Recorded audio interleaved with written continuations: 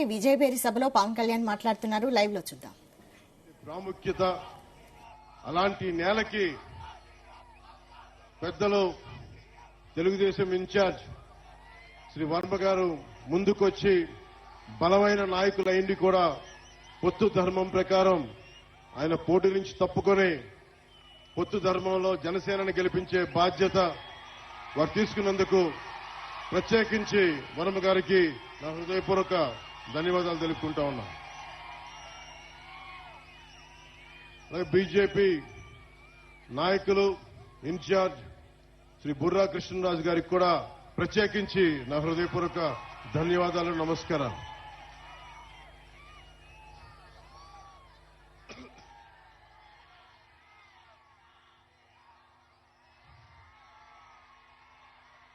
ఇది పిఠాపురం పోటీ చేయాలి అని నేను కల్లో కూడా ఊహించలేదు.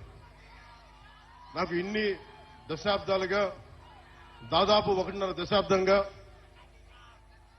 సమస్యల మీద పనిచేసుకోవడం తెలుసు తప్ప నేను ఒక పోటీ చేయాలి, నేను ఒక నియోజకవర్గాన్ని ఎస్టాబ్లిష్ చేసుకోవాలి, స్థాపించుకోవాలి అన్న ఆలోచన నాకు రాలేదు. ఎప్పుడైనా సరే ప్రజలు ఎక్కడ ఉన్నా సరే, అది ఆదిలాబాద్ తాండాల్లో ఉన్నా, నల్గొండ ఫ్లోరోసిస్ వ్యాధులున్నా తెలంగాణలో, అలాగే ఉత్తరాంచల్లో గంగా ప్రవాహానికి అడ్డొచ్చే మనకి విద్యుత్ కేంద్రం ప్రాజెక్టుల గురించి వాటి గురించి అయినా సరే, ఆంధ్రప్రదేశ్ లో ఏ మూల సమస్య వచ్చినా, ఒక ఉద్దానం సమస్య గాని, ఎలాంటి సమస్య వచ్చినా, క్యాపిటల్ సమస్య గాని, మన ఉప్పాడ తీర ప్రాంతం సమస్య గాని, సముద్ర కోతకు గురై ఉప్పాడ తీర ప్రాంతపు సమస్య గాని, ఏదైనా సరే నేను సమస్యని నాది అనుకున్నాను తప్ప ఇది నా నియోజకవర్గం అనుకోలేదు. అలాంటిది నన్ను మీరందరూ కోరి 1,00,000 మెజారిటీతో గెలిపించకపోతే మాది పిఠాపురమే కాదు అని మీరందరూ మనస్ఫూర్తిగా ప్రేమగా మీరు మాట చెప్పినందుకు నేను రుణగ్రస్తుని. మీకు నేను ఎక్కువ మాటలు చెప్పే వ్యక్తిని కాదు. ఒక మాట చెప్పానంటే ప్రాణం పోవాలి కానీ మాట వెనక్కి తీసుకోండి. మీకు అందరికీ అనిపించవచ్చు, నువ్వు రాష్ట్ర స్థాయి మొత్తం తిరుగుతా, మా నియోజకవర్గం భవిష్యత్తులో నీ చేతుల్లో పెడతాం, నువ్వు ఎట్లా చేయగలవని మీ అందరికి కూడా ఎంత ప్రేమగా ఉన్నా కానీ ఒక మనసులో ఒక మాట ఉంది, భావన ఉండొచ్చు. దానికి ఒకటే సమాధానం చెప్తున్నా. పిఠాపురం నేను ఇప్పుడు దాకా ఏ ఒక్క ఊరిని కూడా నా స్వస్థలం చేసుకోలేదు. ఇది ఎందుకంటే మొత్తం సమాజం నా ప్రజలు అనుకున్నా, దేశం నా ప్రజలు అనుకున్నా, ఈ రాష్ట్రం అంతా నా ఊరు అనుకున్నాను కానీ ప్రత్యేకించి ఒక్క ఊరిని నా స్వస్థలం అనుకోలేకపోయాను. శ్రీపాద శ్రీవల్లభుడు పుట్టిన ఊరు పాదగయ, అమ్మవారు వెలిసిన నేల ఇది, దక్షిణ కాశీగా పేరున్న నేల ఇది. అలాంటి ఆంధ్ర బాప్టిస్ట్ చర్చ్ అని చెప్పి 1905లో ఎస్టాబ్లిష్ అయిన చర్చి ఉంది ఇక్కడ. బంగారు పాపమ్మ దర్గా ఉన్నది. ఇవన్నీ అన్ని మతాల కలయిక, చాలా విశిష్టత ఉంది నేలకి. అలాంటి నేలకి శ్రీపాద శ్రీవల్లభుడు నా గురువు. నేను దత్తాత్రేయ గురు పరంపరలో నుంచి వచ్చాను. సినిమాలు గాని రాజకీయాలు గాని నాకు ఏ కోసాన నాకు ఆసక్తి ఉన్నది కాదు. నా జీవితం ఇలా గడుపుతో తీసుకొచ్చింది. ఈ రోజున నా సినిమాల్లోకి పట్టుకొచ్చింది, రాజకీయాల్లోకి పట్టుకొచ్చింది. ఓడిపోయినా కానీ దశాబ్దం నుంచి ఒంటరి యుద్ధం చేస్తూనే ఉన్నాను. ఈ రోజున ఒకటే అడుగుతా ఉన్నా, ఇప్పుడు దాకా నేను నోరు తెరిచి ఎవరిని ఏం అడగల. 19లో కూడా నన్ను గెలిపించండి అని అడగడానికి కూడా నాకేంటో మనస్కరించాల. ఈ రోజున నేను మిమ్మల్ని అడుగుతున్నాను, మిమ్మల్ని ఆర్థిస్తున్నాను, 2 చేతులు జోడించి అడుగుతున్నాను.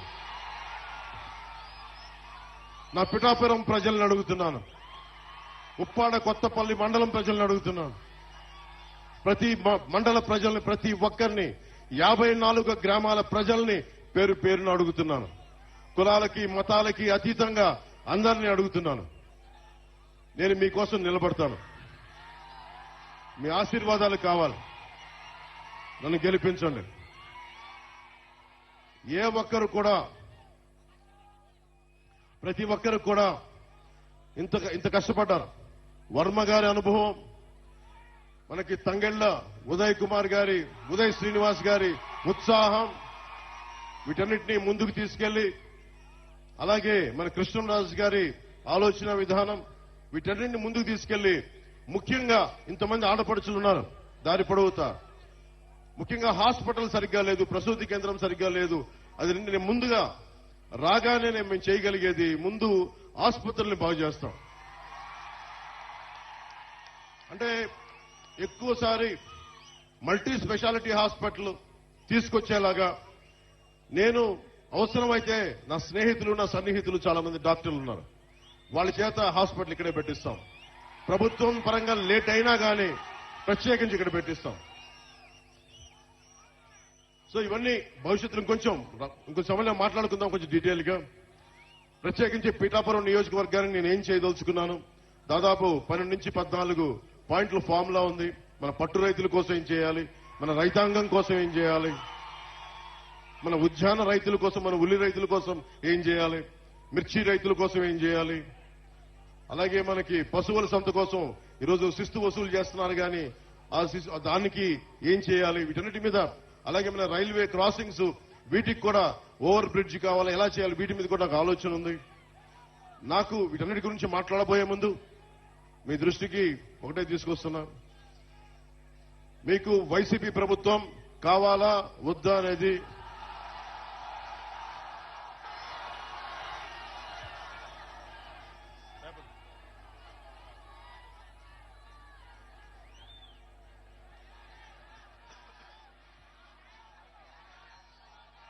అంటే మీరు చాలా ఆలోచించి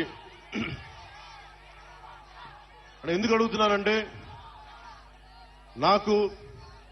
నేను నష్టపోయాను. ఈ రోజున ఉప్పాడ తీర ప్రాంతం కోసేస్తే నా ఇల్లు కోల్పోవటంలా నా వాడబలిజ సోదరులు, నా పల్లికార సోదరులు నలిగిపోతా ఉన్నారు. నా వాడబలిజ ఆడపడుచులు నలిగిపోతా ఉన్నారు. అక్క చెల్లెలు నలిగిపోతా ఉన్నారు. నాకేమవదు. ఈ రోజున పట్టు రైతులు నలిగిపోతా ఉన్నారు. వెళ్ళి చిత్తూరులో అమ్ముకోవాల్సి వస్తుంది. అలాగే మిర్చి రైతులకి వాళ్ళకి మార్కెట్ కావాలి దాన్ని శుభ్రపరచుకోవడానికి. అలాగే ఏ సమస్యకైనా సరే ఇంతమంది యువత ఉన్నారు. మీకు ఎన్ని పక్కనే కొత్తపల్లి SEZ ఉంది, ఎన్ని పరిశ్రమలు వచ్చినాయి, ఎంత ఉపాధి అవకాశం వచ్చింది, ఒకసారి మీరు ఆలోచించండి. వీటన్నిటిని దృష్టిలో పెట్టుకొని మీకు వైసీపీ కావాలా కూటమి కావాలనేది మీరు చాలా ఆలోచించి మీరు నిర్ణయం తీసుకోండి. 2014లో ఆ రోజున వర్మ గారు ఇండిపెండెంట్ గా పోటీ చేసినప్పుడు ఆ రోజు నేను ఒకటే మాట చెప్పాను, రాష్ట్రం అంతా నేను ఎవరి పక్షం అయితే మాట్లాడతానో, ఎవరి కోసం అయితే నిలబడతానో అందరం కూడా జవాబుదారీతనం, అకౌంటబిలిటీ. ఈ రోజు నేను మా కూటమికి టీడీపీ, భారతీయ జనతా పార్టీ, జనసేన కూటమికి నేను ఓట్లు అడుగుతా ఉన్నాను. మేము మీకు జవాబుదారీతనం, పవన్ కళ్యాణ్ మీకు అకౌంటబిలిటీ. ఎందుకంటే నేను పారిపోను. సమస్యని పరిష్కరించే దిశగా ముందుకెళ్తాం. పరిష్కరించలేని సమయంలో ఎంత సమయంలో పరిష్కరించగలం, మేము పడుతున్న ఇబ్బందులు ఏంటి, భవిష్యత్తులో ఏం చేయగలం, నేను మటుకు పారిపోను. వైసీపీ పార్టీ నాయకుల్లాగా నేనేం పారిపోను, నిలబడే తీరుతాను. నేను మాట ఇవ్వను. వైసీపీ వ్యతిరేక ఓటుని చీలనివ్వను అని 2021లో చెప్పాను. ఈ రోజు నా చీలకుండానే ఈ రోజును చూశారు. మేము ముగ్గురు ఎలా నిలబడున్నాం ఇక్కడ. దేనికి అంటే అది ఒక దుర్మార్గమైన పాలనని ఎదుర్కోవాలి అంటే అంత సాధ్యపడే విషయం కాదు. జగన్ మాట్లాడితే నిరుపేదల పార్టీ, పేదలకి పెత్తందారులకి పార్టీని మాట్లాడుతూ ఉన్నాడు ఆయన. వాళ్ళ ఇంట్లో పాప అందరికీ డబ్బులు లేవంట, వాళ్ళ పార్టీ ఎమ్మెల్యేలందరికీ డబ్బులు లేవంట. కాకినాడలో ఉన్న ఈ మాఫియా డాన్ దగ్గర డబ్బులు లేవంట.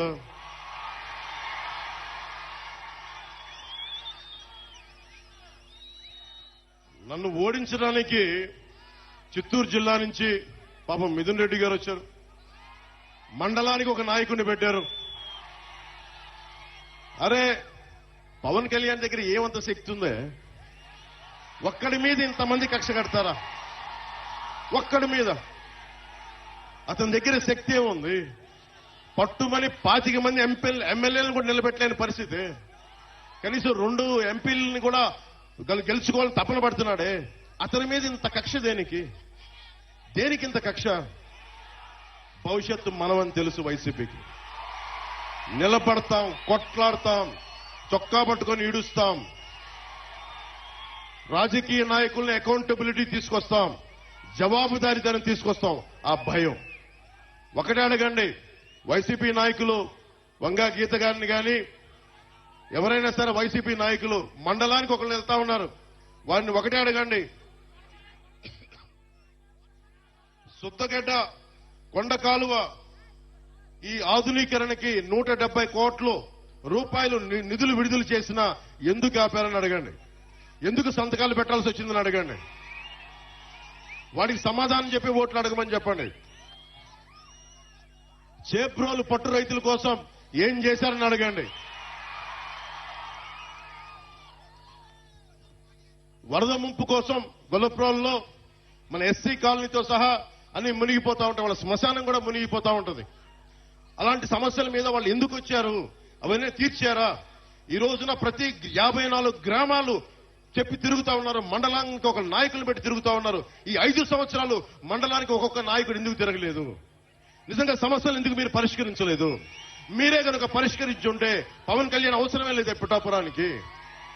మిమ్మల్ని నెత్తి మీద పెట్టుకుంటారు కదా. మీరు సమస్యలను పరిష్కరించలేదనే కదా ఈ రోజున జనసేన, టీడీపీ, బీజేపీ కూటమిని బలపరుస్తున్నారు ప్రజలు.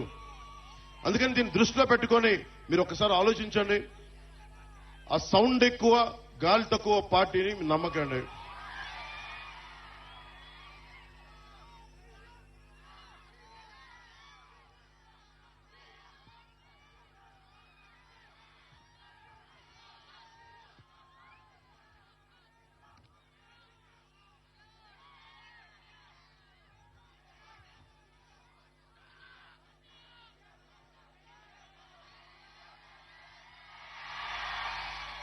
చిట్టా పట్టుకొచ్చాను వైసీపీ చేసిన దుర్మార్గాలు. మీలో మద్యపానాన్ని నిషేధిద్దామా వదిలేద్దామా? మీరు చెప్పండి.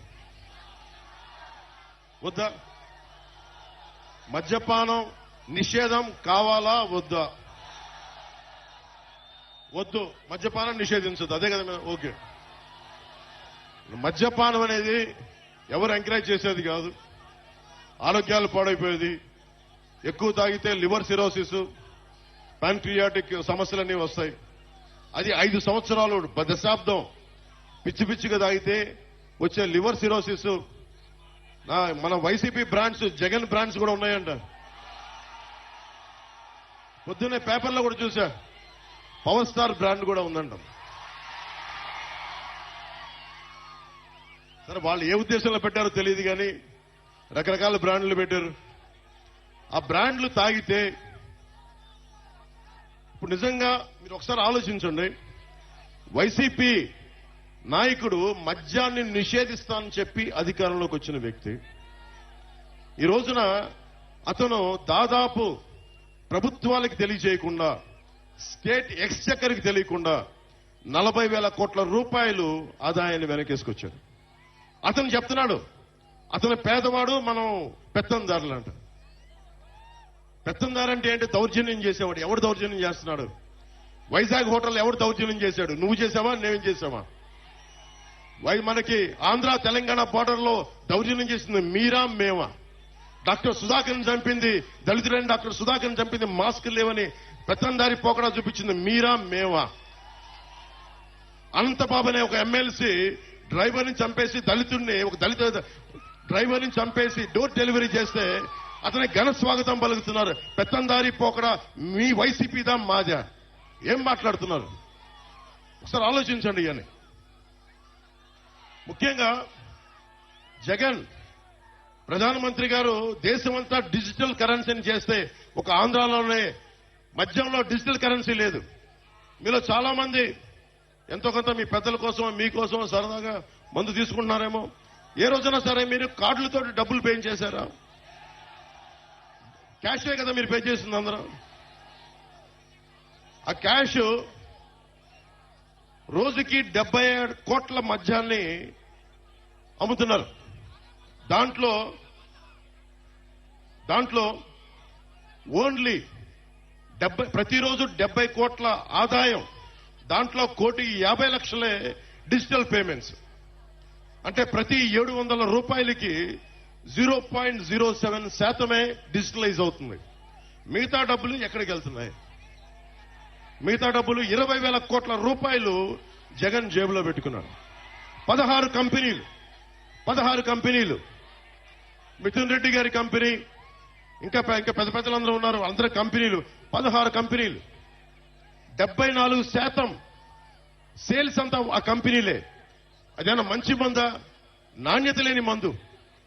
ఎలాంటి ఫ్యాక్టరీలు అంటే అవి కనుక్కుంటా ఉంటే 2,000 లీటర్ల బాటిల్ తయారు చేసేది 6,000 లీటర్లు చేస్తా ఉన్నారు. దాన్ని ఆల్కహాల్ కంటెంట్ తగ్గించి ప్యూరిఫై చేసే ప్రాసెస్ లో 6,000 బాటిల్స్ తయారు చేస్తా ఉన్నారు. ఒక్కొక్కళ్ళకి మతి స్థిమితం పోతా ఉంది, మూర్ఛలు వస్తా ఉన్నాయి, పేగులు కరిగిపోతా ఉన్నాయి. నేషనల్ హెల్త్ సర్వే ఆంధ్రప్రదేశ్ లో అత్యధికంగా మందు వల్ల చావులున్నాయి, ప్యాన్క్రియాటిక్ డిసీజెస్ ఉన్నాయి, లివర్ సిరోసిస్ పెరిగిపోయిందని చెప్పి నేషనల్ హెల్త్ సర్వే ఈ రోజున మనకి నివేదిక ఇచ్చా ఉంది. ఒకళ్ళు మాట్లాడలేదు. ఇతను చెప్తున్నాడు అతను పేదవాడంట, మనందరం పెత్తందారులంట. కూర్చోబెట్టి ఎవడు అమ్ముతున్నాడు మద్యం? ఎవడు ముఖ్యమంత్రి రాష్ట్రానికి? జగనా మనవా ముఖ్యమంత్రి? ఎవడు పెత్తందారి? జగనా మనవా?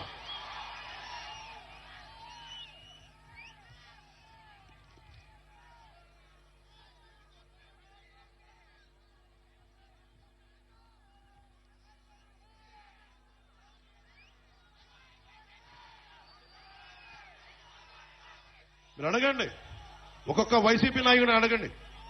కొత్తపల్లి భూములు ఇచ్చేశారు రైతాంగం. ఇచ్చిన భూములకి పరిశ్రమలు వచ్చినాయా? ఉపాధి అవకాశాలు వచ్చినాయా? పోనీ పరిశ్రమలు పెట్టని భూముల్ని తిరిగి రైతాంగానికి ఇచ్చారా? ఇది కూడా మీరు అడగండి. ఒక్కొక్క వైసీపీ నాయకుడు వస్తే మీరు అడగాల్సింది ఇదే. ఎవరిని దోచేసిన సొమ్ము అది? ఎవరు మాట్లాడాలి దానికి? మీరు ఖచ్చితంగా ఊళ్ళోకి వస్తే నిలదీయండి. అలాగే బీచ్ రోడ్ ఉంది, ఉప్పాడ బీచ్ రోడ్, అది కోతకు గురవుతా ఉంటే ఎందుకు ఒక్క వైసీపీ నాయకుడు దాని మీద సరైన ప్రణాళికలతో ఎందుకు ముందుకెళ్లలేదు? తీర ప్రాంతానికి కోత గురవుతున్నప్పుడల్లా ఎందుకు మాట్లాడలేదు? ఫిషింగ్ హార్బర్లు, ఫిషింగ్ జట్టీలు మత్స్యకార సోదరులకు ఎందుకు నిర్మించలేదు? ఇది కూడా ఆలోచించాలి. కోనపాకపేట, ఉప్పాడ కొత్తపల్లి మండలంలో కోనపాకపేట, ములాపేట, ఉప్పాడలో ఈ తదితర గ్రామాల్లో కెమికల్ రిలీజ్ అయిపోయి అరవిందో వీళ్ళకి సంబంధించిన తదితర కెమికల్ ఫ్యాక్టరీస్ కాలుష్యం సముద్రంలో పెడతా ఉంటే మత్స్య సంపద నాశనం అయిపోతా ఉంది. దీని గురించి మాట్లాడేది ఎవరు? దీని గురించి నిలదీసేది ఎవరు? ఈ రోజున వైసీపీ నాయకులు వచ్చి ఓట్లు అడుగుతా ఉన్నారు. మీరు అడగాల్సింది అది. నేను మీకు ఒకటే మాటిస్తున్నా, మత్స్యకార సోదరులందరికీ, ఏ బీచ్కి రోడ్డుకు ముంపు గురైందో, కోతకు గురైందో వాటికి ఆల్టర్నేటివ్ విధానాలు కనుక్కుంటాం. నేను ఒక సంవత్సరానికి ఒక ఎన్నికలకి రావట్లేదు. నేను పిఠాపురం, ఇది నేను గుండెల్లో పెట్టుకోవడానికి వచ్చాను. ఈ నియోజకవర్గాన్ని పారిపోవట్లేదు. ఎందుకంటే ఇప్పుడు దాకా నేను రాష్ట్రం చూశాను కానీ ఒక ఊరును చూడలేదు నేను ఇప్పుడు దాకా. ఆ నియోజకవర్గం శ్రీపాద శ్రీవల్లభుడు వెలిసింది, బషీర్ పాప దర్గా ఉన్నది యా నేల, ఆంధ్ర బాప్టిస్ట్ చర్చ్ ఉన్న నేల, కుక్కుటేశ్వరుడు వెలసిన నేల, రామాలయం ఉన్న నేల, రామేశ్వరుడు ఉన్న నేల, ఈ దేవాలయాలు ఉన్న నేల. ఈ నేలకి నేను రుణపడి ఉంటాను. మీకోసం ప్రత్యేకంగా నేను ఇక్కడే మన వాళ్ళని అడిగాను, ఇక్కడ ఇల్లు తీసుకుంటాను.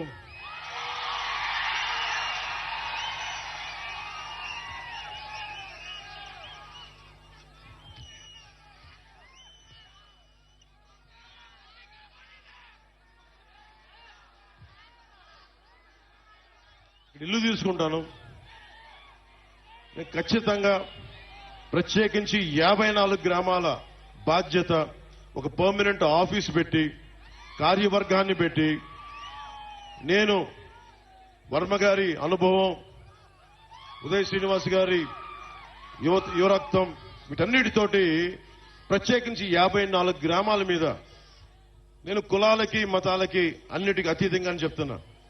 వెనకబడిన కులం అని లేదు, ఓసీ కులం అని లేదు, ముస్లిం అని లేదు, ఎస్సీ అని లేదు, క్రిస్టియన్ అని లేదు. నేను జాషువా విశ్వనరుణ్ణి, అందరినీ గుండెల్లో పెట్టుకుంటాను. ఎందుకంటే ఈ నేల, పిఠాపురం నేల చెప్తా ఉంది. ఒక ఆంధ్ర బాప్టిస్ట్ చర్చి 1905లో ఉన్నప్పటి నుంచి వెలిసింది.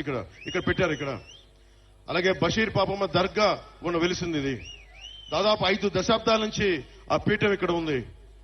అలాగే దత్తుడి పీఠం గాని, ఇవన్నీ మనకి భారతదేశంలోనే. నేను పిఠాపురం వచ్చానని తెలిసిగానే మనకి నేషనల్ ఛానల్స్ వచ్చినాయి. నేను వాళ్ళు ఒకటే చెప్పాను, భారతదేశంలో పిఠాపురం ఖ్యాతిని మొత్తం అందరికీ, దేశం మొత్తం తెలియజేస్తాం. దీన్ని నెంబర్ 1 మోడల్ నియోజకవర్గంగా తీర్చిదిద్దుతాం.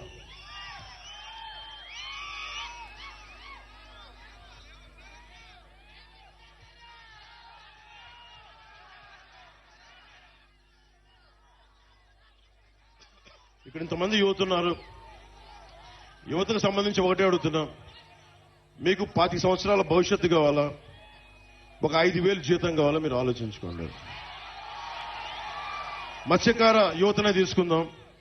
మీకు జట్టీలు కావాలా, లేదంటే 5,000 డబ్బులు నెలకు 2 నెలలకోసారి పడేస్తే సరిపోతుంది? మీరు ఆలోచించండి. జట్టీలు పెడితే మీ సంపద మీరు సంపాదించుకోవచ్చు. జట్టీల మీద నిర్మాణం జరగదు. జట్టీలు, బీచ్ల మీద జట్టీల నిర్మాణం జరగదు. ఎందుకంటే మీరు ఎప్పుడు దేహి అంటా ఉండాలి ప్రభుత్వాన్ని. నేను చెప్తున్నా, మీరు ఎవరిని దేహి అనే పరిస్థితుల్లో నేను పెట్టను. మీరు 10 మందికి ఇచ్చే స్థానంలోనే పెడతాను నేను మిమ్మల్ని. ఇక్కడే నేను హుద్హు తుఫాన్ అప్పుడు శ్రీకాకుళం వెళ్తే రణస్థలం దగ్గర ఒక యువకుడు చెప్పిన మాట, మీలాగా ఒక యువకుడు కడుపు మండి ఒకటే మాట అన్నాడు. తుఫాన్ వచ్చినంత నలిగిపోతా ఉంటే వాళ్ళు అన్నారు, ఒకసారి 10 కేజీలు బియ్యం ఇచ్చి చేతులు దులుపుకుంటా ఉంటే ఒకటే అన్నాడు, అన్న మాకు కావాల్సింది 10 కేజీలు బియ్యం కాదన్నా, ఒక 25 సంవత్సరాల భవిష్యత్తు ఇవ్వన్నాను. సగటు యువకుడి తాలూకు మనోవేదన 2047 ఎంతో దూరంలో లేదు. మీరు ఈసారి వేసే ఓటు జగన్ మాయ మాటలకి మోసపోయి వేయకండి. నన్ను దశాబ్దం చూశారు.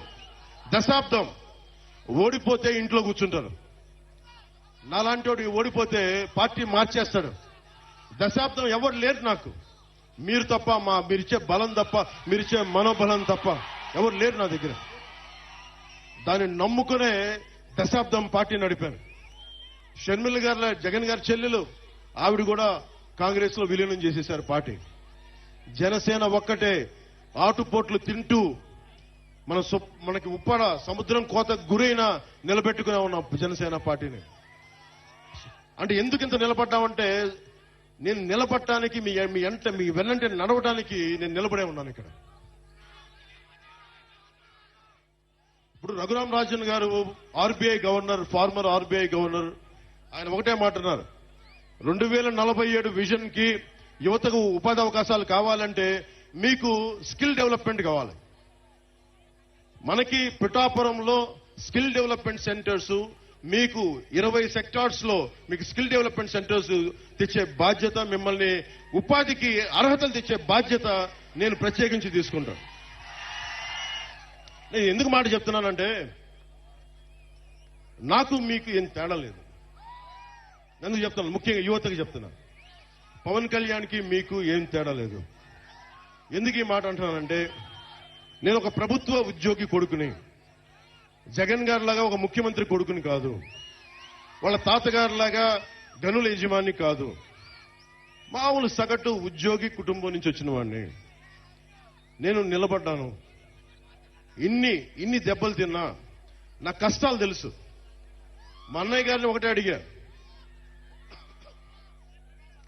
ఆయన కూర్చొని ఏం పని చేయాలంటుంటే నాకు 5,000 రూపాయలు సంపాదించే పని చెప్పాను. అదానికి ఏం వద్దు నాకు. ఆయన అటు ఇటు తిట్టి నాకు నేర్పించింది ఒక యాక్టింగ్ ట్రైనింగ్ పంపించారు నన్ను, అంతే. యాక్టింగ్ ట్రైనింగ్ ఒక స్కిల్ డెవలప్మెంట్. అది ఎలా నటించాలి, ఏం చేయాలని ఒక స్కిల్ డెవలప్మెంట్ నాకు ఇస్తే అది ఈ రోజున మిమ్మల్ని గుండెల్లో పెట్టుకునే వ్యక్తిగా పవన్ కళ్యాణ్ మీ గుండెల్లో పెట్టుకోండి. అంటే ఎందుకు చెప్తున్నానంటే ఒక స్కిల్ డెవలప్మెంట్ కానీ మీకు ఉంటే చేపల్ని తెచ్చివ్వడం కాదు, పట్టించే విద్య నేర్పించాలి. అందుకని నేను ఇంతమంది యువతకి నేను మాటిస్తున్నాను. పిఠాపురం నుంచి ఆంధ్ర యువతకి కానీ, తెలుగు యువతకి కానీ, ముఖ్యంగా పిఠాపురం యువతకి, అన్ని కులాల్లో ఉన్న యువతకి, మీరు ఓట్లేసేటప్పుడు మన కులమా కాదా అని చూడకండి.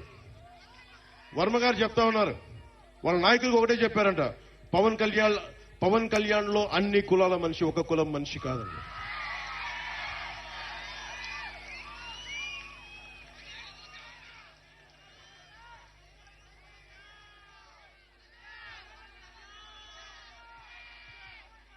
జగన్ గారు అందరూ ఒకటి చెప్తా ఉన్నారు, ఇప్పుడు వచ్చే ఎన్నికలంట పేదలకి పెత్తందారులకి జరుగుతున్న యుద్ధం అంట. జగన్ గారి పేదలు వాళ్ళు ఒక్కొక్క ఎమ్మెల్యే అభ్యర్థిని చూపిస్తాను, ఒకరికి 200-400 కోట్లు ఆస్తుంది. పాపం ఈ అభ్యర్థి అంతంత మాత్రమే, ఈ అభ్యర్థికి ఆస్తి అంతంత మాత్రమే. అంతంత అంటే ఎంతో మనకు అర్థం కావట్లేదు, ఆయన అంతంత ఎంతో మనకు తెలియట్లా. పాపం వాళ్ళ సాక్షి పేపర్ కూడా చాలా పేద పేపరు, వాళ్ళ భారతీయ సిమెంట్స్ కూడా చాలా పేద సిమెంట్ ఫ్యాక్టరీ, వాళ్ళ సజ్జల గారు కూడా చాలా పేద వ్యక్తి. వాళ్ళ మిథున్ రెడ్డి గారు ఈ రోజున 60 నియోజకవర్గాల్లో అడ్డగోలుగా దోచేసిన ఆస్తిని ఈ రోజున ఎలక్షన్లు ఖర్చు పెడతా ఉన్నారు. 20,000 కోట్ల దోచేసిన జగన్ గారు కూడా చాలా పేదవాడు, మనమే పెద్దదాన్ని. 600 కోట్ల రూపాయలు సిద్ధం బోర్డులకే ఖర్చు పెట్టిన జగన్ గారు కూడా పాపం నిజంగా పేదవాడు.